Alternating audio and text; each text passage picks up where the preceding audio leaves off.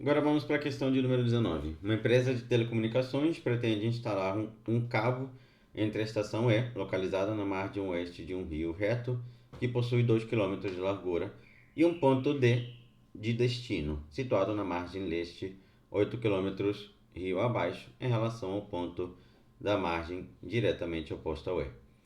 A instalação do cabo pode ser feita de duas maneiras: sob a água, atravessando o rio em linha reta até um ponto F, e pode ser escolhido livremente na margem leste, e a partir desse ponto, por terra até o destino D, seguindo pela margem do rio. Sabe-se que o custo de instalação do cabo subaquático é 60% superior ao custo por quilômetro em terra firme. A empresa deseja escolher um ponto F de forma a minimizar o custo total de instalação. Nessas condições, a que distância aproximadamente medida ao longo da margem F leste, o ponto F deve ser posicionado em relação ao ponto D para que o custo seja o menor possível. Vamos primeiro representar nossa figura. Ele fala que supõe as margens do rio retilíneas e paralelas. Então, primeira margem, segunda margem. Temos um cabo entre uma estação E. Então, aqui tem uma estação E. E aí ele diz que e um ponto de destino D, situado na margem leste, 8 km rio abaixo, em relação ao ponto da margem diretamente oposta a E. Então, a margem é 2, a largura do rio, e aí o ponto D se encontra lá embaixo. 8 km abaixo, tá? 8 km e aqui também, né? 2 km. A instalação do cabo pode ser feita de duas maneiras: sob a água, atravessando o rio, e em linha reta até um ponto F. Então, ele pode ir sobre a água, em linha reta até um ponto F. Eita, essa reta, nossa, essa reta ficou meio estranha, hein? Então, a gente vai atravessar o rio até um ponto F. Beleza?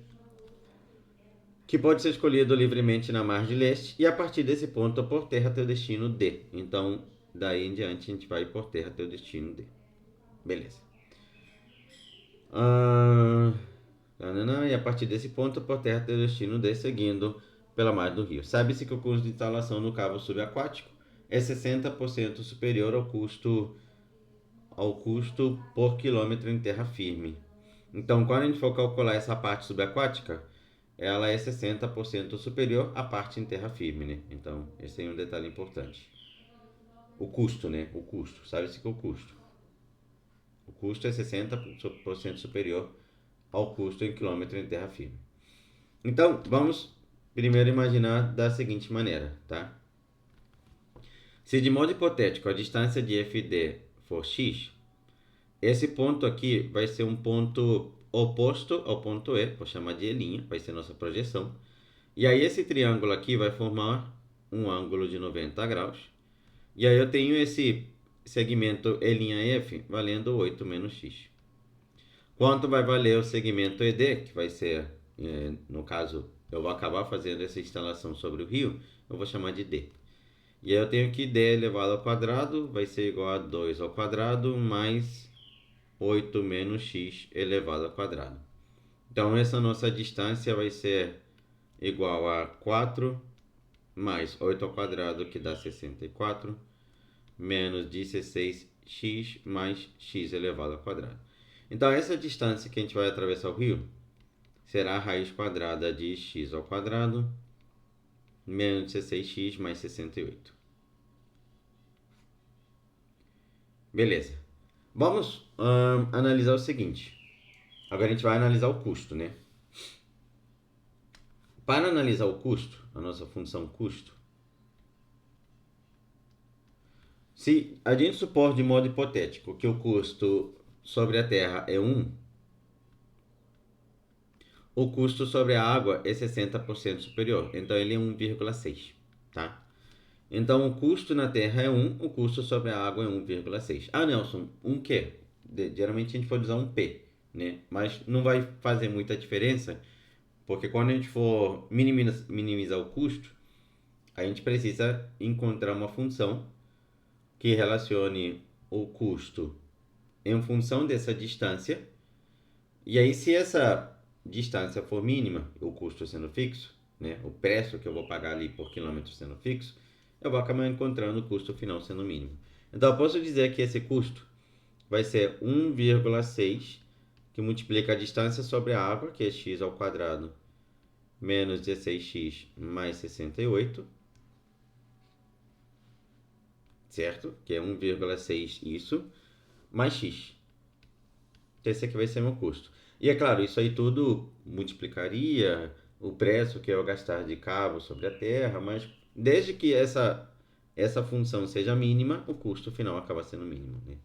Para que eu possa encontrar o mínimo dessa função, eu vou encontrar então a derivada do custo. Então, c' de x vai ser igual. E aí aqui eu tenho a primeira derivada sendo uma derivada da seguinte maneira. Se aqui tem uma regra da cadeia, então você tem isso aqui sendo elevado a meio.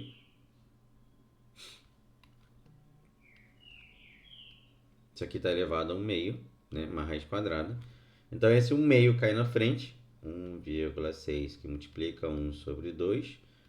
Que multiplica, e aí eu vou diminuir uma unidade no expoente.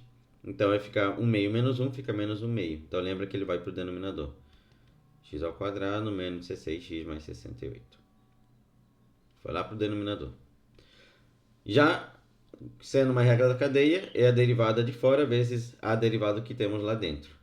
Então, derivando lá dentro, vamos acabar encontrando derivada de x ao quadrado sendo 2x, derivada de 16x sendo 16, mais 68, que é o que temos ali, né? Mais a derivada de x, que é 1. Então, essa aqui vai ser a primeira derivada da função. Para encontrar os máximos e mínimos dessa função, temos que pegar e igualar ela a zero, porque os máximos e mínimos vão ser as raízes da primeira derivada.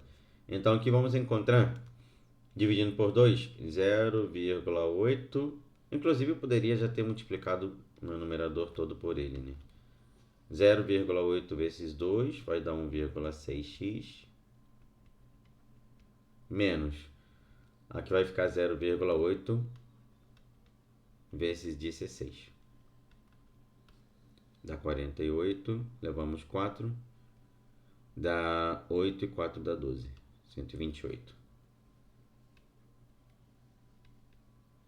Sobre a raiz de x ao quadrado menos 16x mais 68 mais 1, né?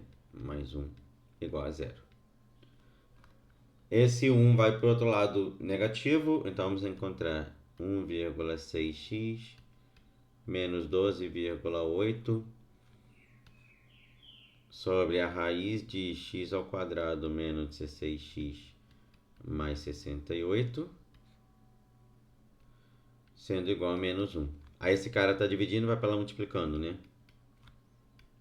1,6x menos 12,8 vai ser igual a menos a raiz disso. X ao quadrado, mais não, né, Nelson? Menos 16x mais 68. Beleza. Para encontrar as raízes desse cara, vamos precisar elevar o quadrado dos dois lados, né? A gente vai precisar elevar o quadrado dos dois lados. Só que lembra muito bem que a gente tem aqui uma pequena condição de existência, tá? Então, é necessário que a gente perceba que quando vamos calcular 1,6x menos 12,8 tem que ser menor ou igual a zero. Então, vamos precisar que 1,6x seja menor ou igual que 12,8. Então, x precisa ser menor do que 128 dividido para 16. Então, vou precisar que esse x seja menor ou igual do que 8, né? Então, a gente vai precisar isso, que x seja menor ou igual do que 8. Então, até se torna interessante a gente perceber que isso era uma condição de existência meio que lógica, né, da gente determinar, já que eu não poderia ultrapassar o ponto E', né? Se eu vou encurtar essa distância ali do ponto F até o E', ora, seria interessante que eu não fosse para o lado esquerdo, porque senão eu ia ter uma distância muito grande horizontal e aí o nosso custo não seria necessariamente sendo o mínimo, né? Então isso aqui é uma condição que já estava pré-estabelecida lá no nosso desenho, mas a gente colocou ela aqui por conta da equação irracional. Agora a gente vai elevar o quadrado dos dois lados. Eu acho que eu vou fazer o seguinte, tá? Para facilitar minha vida antes de elevar o quadrado, tá? Eu vou multiplicar por 10 dos dois lados. 16x menos 128 igual a menos 10, que multiplica a raiz de x ao quadrado menos 16x mais 68. Que aí quando elevar ao quadrado não tem mais essa casa decimal. Eleva ao quadrado aqui, eleva ao quadrado aqui. Então 16 ao quadrado vai me dar 256x ao quadrado. Menos duas vezes o primeiro vezes o segundo. Então vai ficar 128 vezes 32. Dá 16. Levamos uma. 2 vezes 2 dá 4, mais 5. E 2 vezes 1 dá 2. 3 vezes 8 vai te dar 24. 2. 3 vezes 2 dá 6 e 2 dá 8. E 3. 6, 9, 10. Levam uma. 4.096. Menos 128 elevado ao quadrado. E esse aí já é bem maior. Eu acho que eu vou, em vez de usar 128 ao quadrado, será que eu posso usar a potência de 2? Não, porque aqui tem 68 vezes 10, né? Então eu acho que eu vou ter que calcular mesmo. Vai ficar 128 vezes 128. 8 vezes 8 dá 64. Dá 4, levamos 6. 8 vezes 2 dá 16 e 6 dá 22. Levo 2. 8 vezes 1 dá 8 e 2 dá 10. 1024. Agora multiplicamos por 2. Dá 6, 5, 2. E agora é 128, né?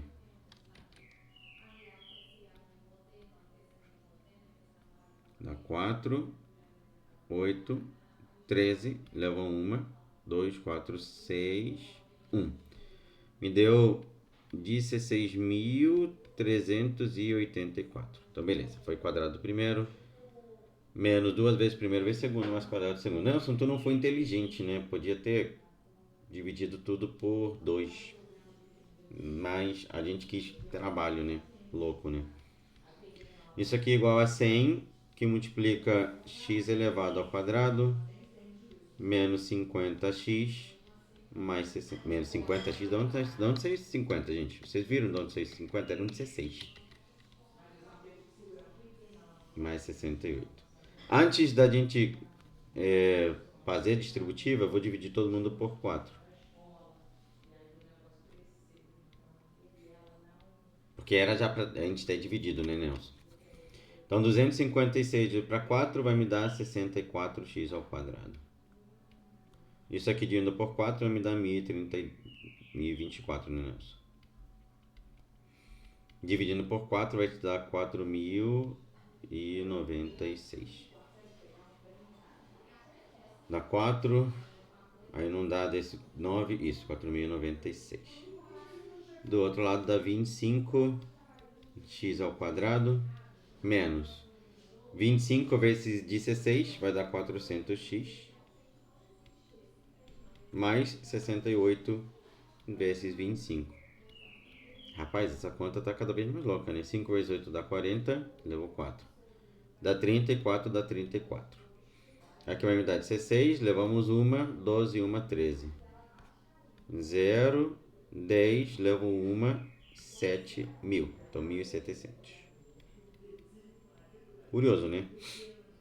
25 vai para o lado esquerdo diminuindo. Então, a gente vai tirar 25. Tira 20, fica 44. Tira 5, fica 39. 39x ao quadrado. Menos. Esse 400 vai para lá somando. Tá? Ficar diminui 624x. E aí esse 1.700 vai para o outro lado diminuindo. Vai me dar mais... Tira 1.700. Né? Eu vou somar 300 para tirar 2.000, né? 2.396. Igual a zero. Dá pra a gente analisar aqui para ver se dá para dividir por 3, porque todo múltiplo de 3. Se não der para dividir por 3, a gente chora, né? Esse já é o valor de x que a gente está tentando determinar, tá? Dá para dividir por 13, será? 624. O que vocês acham? Estou analisando aqui rapidinho. Nananã. Até bom a gente conferir nossa conta se não teve algum erro por aqui até agora, né? Mas eu acho que não. Não. Então agora não dá nem para dividir por um nem pelo outro. Eu vou ter que calcular, né? Então agora a gente vai ter que calcular o nosso delta. E aí, é claro, na hora da prova, tenho certeza que vocês vão fazer esses cálculos. Os cálculos já estão demandando tempo demais, então a gente vai fazer alguns cálculos mentais, né? X igual a menos b, mais ou menos a raiz quadrada do delta. E aí o nosso delta vai ser b elevado ao quadrado, que é 624 vezes 624. Então vamos encontrar 389.376. Para poupar tempo. Menos 4 vezes... já vou multiplicar logo. Isso aí vai ser menos 4 vezes o A vezes o C. 2396. Então dá 373.776. Isso aqui é o nosso delta. Dividido por 2 vezes o A. Então dividido por 78, né? Então nosso x vai ser igual a 624, mais ou menos. E aí agora a gente vai analisar quanto é que vai me dar isso dentro do delta. 389.376. Deu 15.600. Olha que legal. 15.600. Dividido por 78. Beleza. Aí, se eu pegar 624 e dividir por 78, 624 dividido por 78, isso aqui te dá 8. Bonitinho. 8 mais ou menos a raiz quadrada de 15.600 dividido para 78, né? Então se torna interessante, já que a gente afirmou desde o início do exercício que o x tinha que ser menor do que 8, a gente não somar, senão a gente vai passar de 8. Então a única solução viável é que eu diminua. Então vai ser 8 menos a raiz quadrada de 15.600 sobre 78, né? Então se torna interessante a gente fazer isso. Então, a raiz mais próxima que temos aqui é 144, né? Então, se a gente calcular a raiz quadrada de 15.600, e aí, novamente, a gente vai ter que fazer 15.600, a raiz quadrada vai ser 124, 125. 8 menos 125 sobre 78. Então, dividido por 78... dá 1,6, menos 8 dá 6,4. 6,4. Vamos ver qual era a pergunta. Já sabemos que o x é 6,4, tá?